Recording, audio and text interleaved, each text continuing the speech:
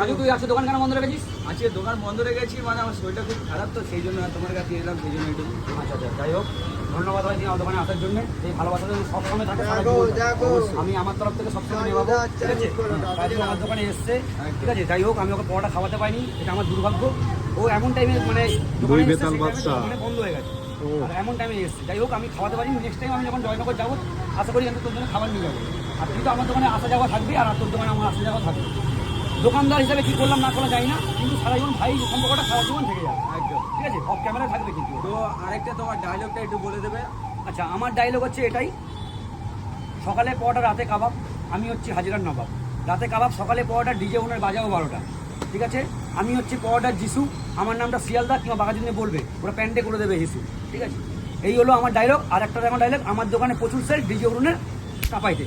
তো আমার ডায়লগটা এবার তোমরা দেখে নাও। ইন্ডিয়ান ফেমাস পকেট পরোটা, যেটা আমি চালু করেছি, যে একটা প্লেটে 3টে